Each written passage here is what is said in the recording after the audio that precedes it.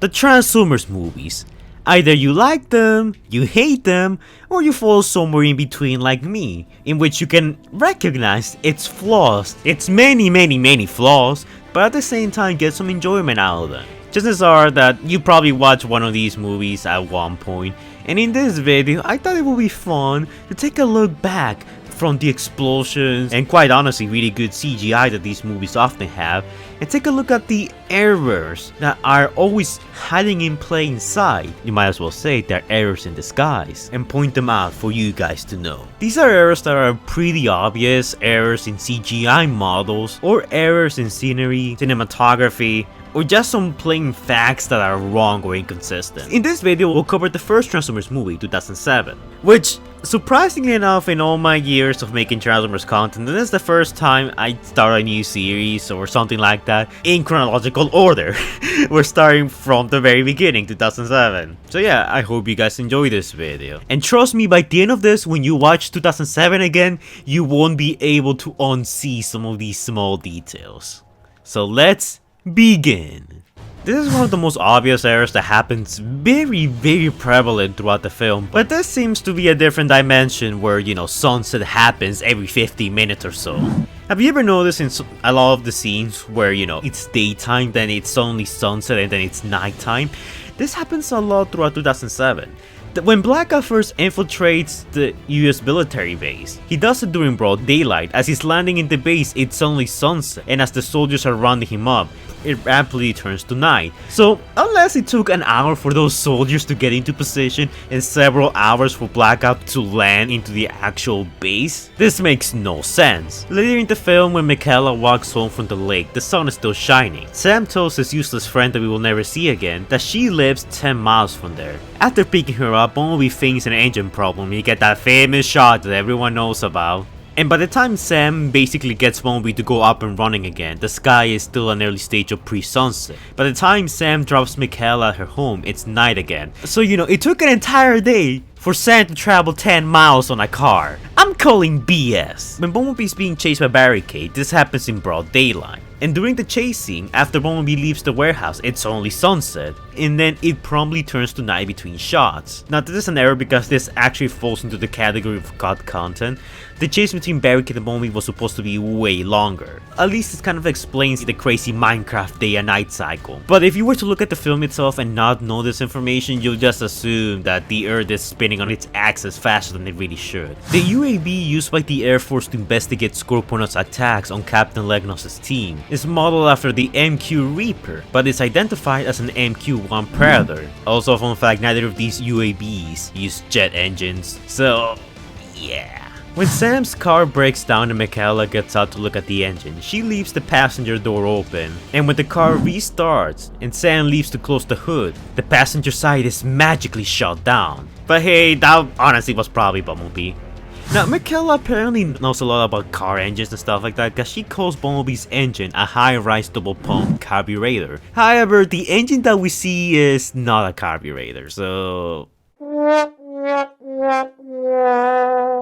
when Sam spots Barricade, there's nobody visible in the police car. The police officer hologram only appears in one shot after Sam is hit by the door. Frankly, I'm surprised Sam did not notice that, considering that by at that point, his biggest concern was his car being possibly haunted and driving itself. After Bumblebee backs into a corner of the power plant to evade Barricade, there is a close-up shot of him spinning his wheels to make his getaway. However, the shot of the wheels spinning is at a different location, the empty warehouse that Bumblebee and Barricade had raced through moments earlier. Now, this is one that honestly is a blink and you'll miss it kind of thing, but after Bumblebee scans his new concept Camaro, Bumblebee's road mode displays battle-worn parts or even brand new parts at random times for the duration of the film. You can actually notice this if you're looking for it, but it's very inconsistent, and once you see it, you really can't unsee it. When Bumblebee is in his old Camaro form, his license plate consistently reads 489 PCE, both in vehicle and road mode. But after scanning his modern Camaro alternate mode, the license plate changes too. Which, you know, makes sense, it's kinda new vehicle, it's kinda what you expect. But that's not the actual error. The new license plate keeps on changing from 900 STRA in vehicle mode to 4NCC454 in robot mode. This is clearly because they forgot to update the license plate for Bumblebee's robot mode. But speaking of license plates, Jazz also is guilty of this. In his run mode chess, his license plate is 1-4027E, but during his transformation before his fight with Brawl, he sports the license plate 664NLCO in vehicle mode. Now what makes this even funnier is that his first license plate is also Barricade's license plate in vehicle mode, which can be seen when he slows down and then accelerates again after having seemingly cornered Bumblebee. So yeah, Jazz just straight up stole Barricade's license plate, and I find that kind of funny. During the scene when Optimus Prime scans that truck with the flames for his new vehicle mode, the passing truck has what appears to be an Autobot sigil on its grill, but the actual truck that Prime turns into at the end of the scene has a much wider, flatter symbol on the grill, quite possibly being a Peterbilt logo. So did Optimus and the truck switch places? Was that truck always Optimus Prime and is this guy an imposter? Is the Optimus Prime we've been following actually a Decepticon in disguise? I'll leave trans theories to make a theory on that. As I was looking at the Bumblebee capture scene, Sam's wardrobe keeps on changing between his stroke shirt and a brown sweatshirt that appear out of nowhere. No, seriously, where did that come from? It's actually giving me Justice League flashbacks. Also, when Simon replays Sam's last words recorded onto his cell phone, it doesn't match what he said in the scene where he actually recorded them. My name is Sam Witwicky, okay? And my... Is that you? car is... Yeah, that sounds like ladies' man. My name is Sam Witwicky. Whoever finds this, my car is alive, okay? Michael Bay, are you even trying? When the Autobots arrive to rescue Sam and Michaela from Agent Simmons, Ironhide is the first Autobot to reach the damaged SUV and the other Sector 7 agents. Behind him, Ratchet is making his way towards the SUV while Jazz and Bumblebee have their respective weapons drawn. However, in the next shot, Ratchet's gun is suddenly in front of Ironhide, who is now making 2 short steps towards the SUV, while Jazz's gun has been replaced by his hand, which he used to pull Sector 7's guns away magnetically. In the shot after that, Jazz is just standing around the Sector 7 guns, while Bumblebee wanders up and draws his gun again. This is very redundant as, you know, they're just coming in and pulling their weapons out and pulling them back and pulling them out again and then back again. It's a lot of redundancy going on. When we see the photographs of the Decepticon that destroyed the Mars Beagle 2 rover, we see suddenly a photo of Blackhat taken by Epps during the attack on the US base at the beginning. Blackhat's photo, quote unquote, is clearly taken during the day, completely with the sun behind the Decepticon as a major light source, where the attack at the beginning of the film happened during the nighttime. This was either a huge continuity error, or a ham-handed attempt to make the audience realize the attackers in both photos are one and the same, by making the photos look similar. Either way, counts as an error. When the Autobots are talking about Bumblebee's fate as he's being, tortured by Sector 7, and we see the real-life Bumblebee prop, it's clearly missing its distinctive car doors at the back. When the Autobots cross paths with Bumblebee and the Sector 7 escort when they're trying to protect the Allspark, during the close-up on Optimus, Ratchet's rear reflection can be seen in the bumper of the truck. However, Optimus is the first in the line at this time. Ratchet will only be in front of him a few shots later when the Autobots have turned around to follow Bumblebee. It's a very minor thing, it's honestly one of those things that you wouldn't notice unless you were really looking for it. Which after this video, whenever you look at that scene again, you will never be able to unsee. Okay, now this is kind of a big one. As the Decepticons are coming up behind the Autobots on the highway, we get that shot, that just depicts this entire highway and it's suddenly sunset again. But we see that the traffic directions have been swapped on both sides of the road. The side that the Autobots and Decepticons are on driving towards the camera shows road and destination signs that will only be seen if they were driving away from the camera. Likewise, on the other side of the divider, the traffic, likely civilian vehicles in real life, are driving in the opposite direction than what they're supposed to. And while this is all going on, if you look at the overpass, you can see people who are watching the filming of the scene at the moment. They're all just standing there taking pictures, or I don't know, whatever people did in 2007. Kinda reminds me of that scene in The Last Night where there are Autobots and Decepticons fighting in China and the Chinese people don't seem to mind at all. We're gonna see many of those scenarios as we covered the errors in other movies. Now, this is the famous incident that everyone knows about.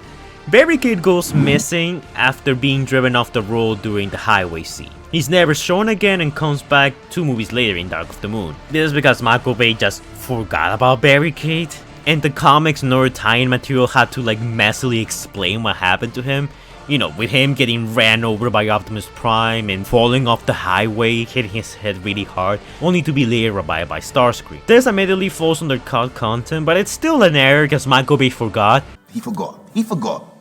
Now this is another funny one in which, if you actually do think about it, it's not only stupid but very funny. When Brawl first shows up to the battle, Sam is standing next to Michaela, watching as the Decepticon tank approaches and then he takes off running. The next shot cuts back to Michaela spotting the abandoned tow truck she's about to use to transport Bumblebee out of the city. The shot after that shows Sam sitting in the rubble next to the Allspark as Bumblebee crawls over to him. This makes it look as if Sam ran away just to sit down in the middle of the battlefield and dramatically get Bumblebee to tell him to protect the Allspark. Well, tell him, show him, convey to him, whatever you wanna call it. Speaking of Bumblebee not being able to talk, I feel like he's just faking it at this point. When Ironhide is fighting Bro, he's seen rising first and then falling. At the moment, he's already almost at the ground, low enough to touch the ground, and he stretches his arms. However, on the next scene, he has gone much higher up, high enough to fire both the cannons on his arms when performing a mid-air summer assault. I mean, I'm sure nobody noticed because that scene was cool as hell, but at the same time, it's... You cannot see it. When Michaela is like striping Bumblebee with the tow truck's chains to get him out of the battlefield, if you take a close look at that scene, Bumblebee goes missing, barricade style, quite a few times. He's supposed to be there, but in some shots he's not there, then he reappears, then he's not there. It's very distracting once you notice it. Another inconsistency is when Optimus Prime is fighting Megatron. During that fight, Optimus gets tossed around and he makes some distance from Megatron, but as the camera angle keeps on moving, we see Optimus be close to Megatron or we see him be farther away from Megatron, before being blasted by Megatron's ion cannon. There's a bit of inconsistency in the battlefield itself, but you know, it's one of those things that you're probably not gonna notice with all the explosions going around.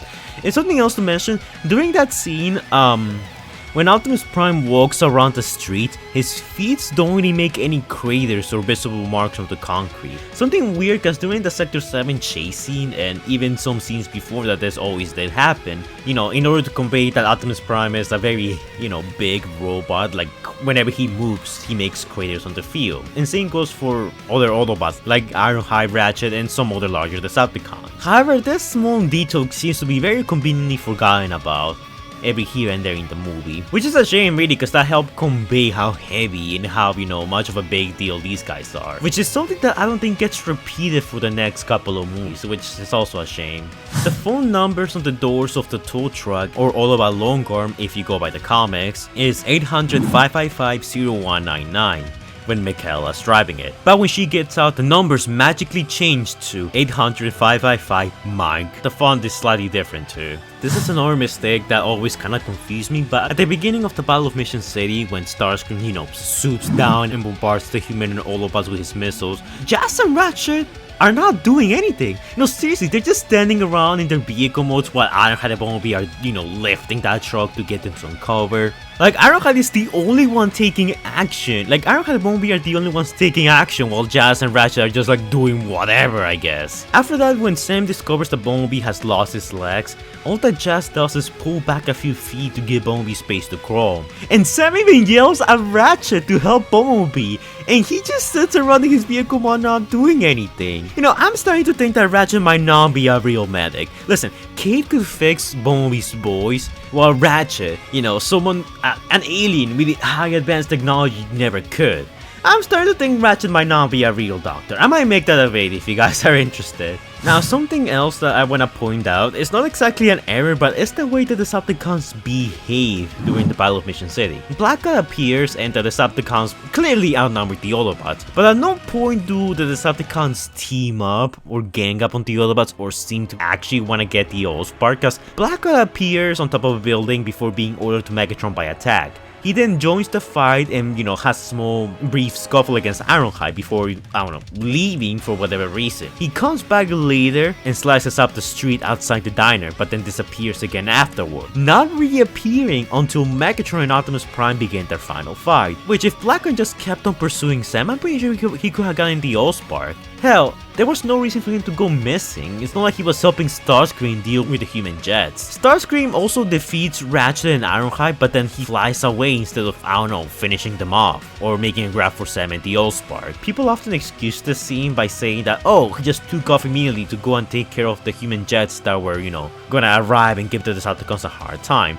Which is pretty understandable, but the amount of time it would have taken to shoot one more missile at Ratchet and Ironhide's heads or even grab Sam and the Allspark, it wouldn't have made a difference. Starscream is a very fast jet. I'm sure he could have just taken the Allspark, taken care of the jets, and helped Megatron finish off the Autobots. It literally would have just taken 5 seconds. Also, something that always kind of confused me is that why is the military sending helicopters to escort the Allspark out of the city? Not only are Megatron and Starscream, jets, like really fast flying vehicles, but even in the film itself, when Sam was trying to hand the Allspark to them, like they got easily shot down. What was the military thinking? And yes, I get it, they can't exactly land jets on the top of roofs, but I mean, come on. Probably could have sent more helicopters there to at least, the guys who had the real Allspark or something like that. Now, this is gonna become a running trend whenever I cover other Transformers movies, and especially battles in really large populated areas, but the denizens of Mission City seem to be very well composed, despite there being a global communications network massive shutdown, which,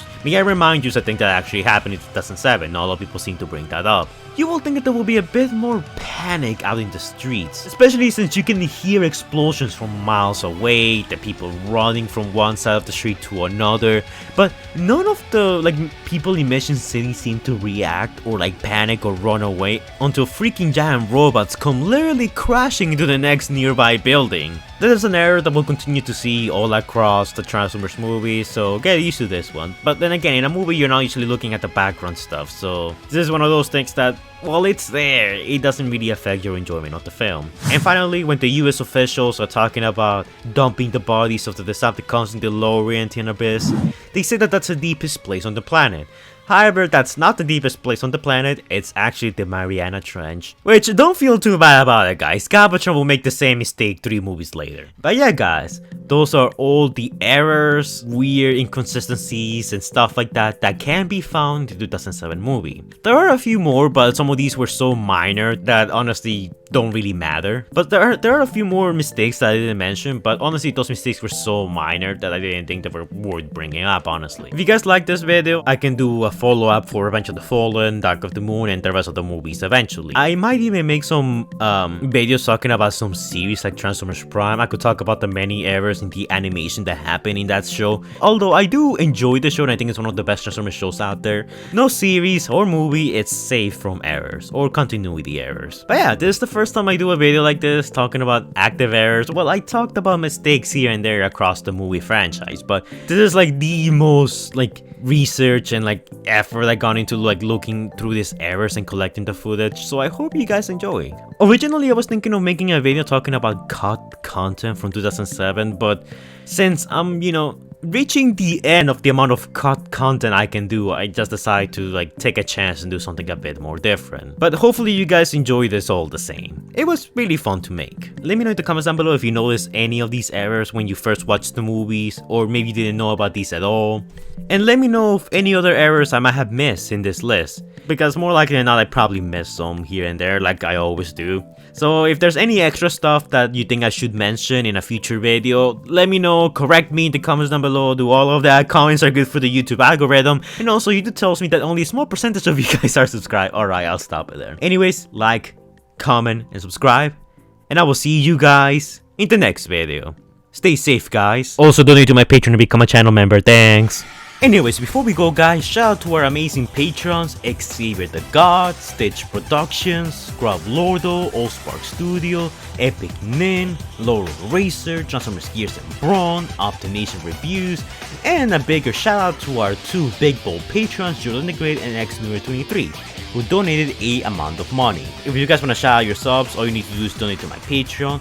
The link to it will be in the description down below and in the comments down below. If you choose to donate to my Patreon, you can collab with me in some of my videos or your videos. You can request some artwork from me, request some video topics, get exclusive access to early videos, and a bunch of other stuff. But keep in mind that it is entirely optional since freedom is the right of all sentient beings. Thank you to my patrons for donating, it's much appreciated, and I will see you guys in the next one. Bye guys.